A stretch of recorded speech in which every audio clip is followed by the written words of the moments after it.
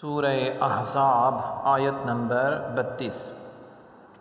اعوذ باللہ من الشیطان الرجیم، بسم اللہ الرحمن الرحیم۔ یا نساء النبی لستن کأحد من النساء ان اتقیتن فلا تخضعن بالقول فيطمع الذي في قلبه مرض وقلن قولا معروفا۔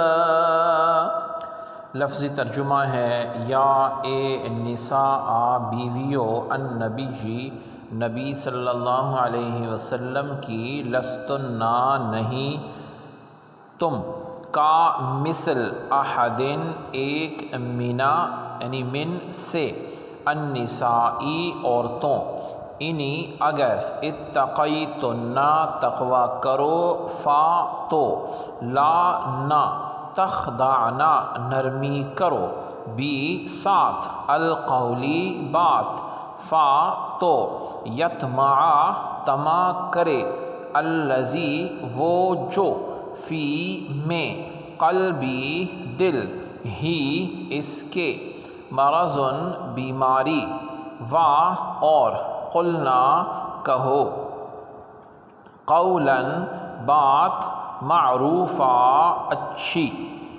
بامحاورہ ترجمہ ہے اے ازواج پیغمبر صلی اللہ علیہ وآلہ وسلم تم عورتوں میں سے کسی ایک کی بھی مثل نہیں ہو۔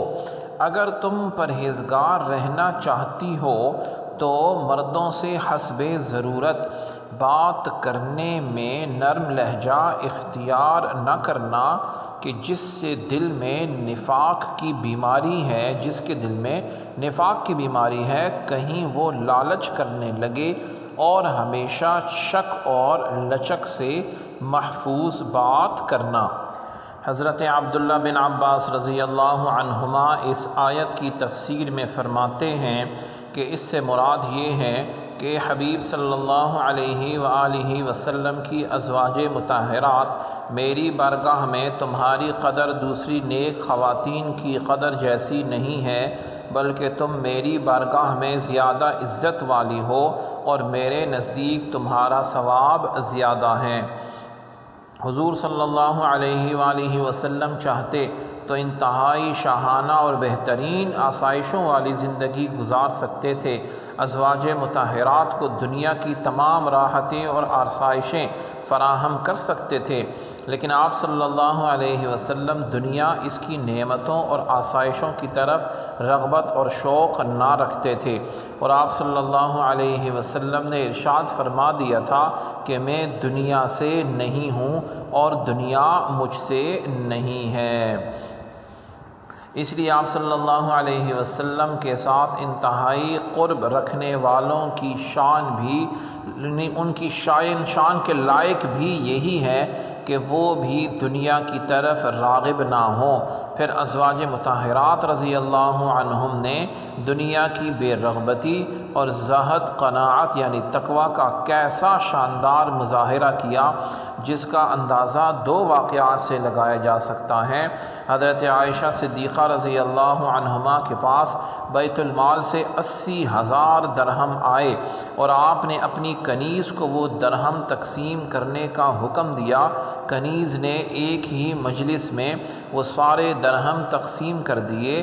جب وہ تقسیم کر کے فارغ ہوئی تو حضرت عائشہ رضی اللہ عنہا نے ان سے کوئی چیز مانگی جس سے وہ روزہ افطار کر لیں، تو کنیز کو گھر میں کوئی ایسی چیز نہ ملی جس سے حضرت عائشہ صدیقہ رضی اللہ عنہا روزہ افطار کر لیتیں، یعنی آخرت سے اتنا پیار اور دنیا سے اتنی بے رغبتی۔ حضرت ابو سعید رضی اللہ عنہ فرماتے ہیں کہ ایک شخص ام المؤمنین حضرت عائشہ صدیقہ رضی اللہ عنہا کی بارگاہ میں حاضر ہوا۔ اس وقت آپ اپنا نقاب جو ہے وہ سی رہی تھیں۔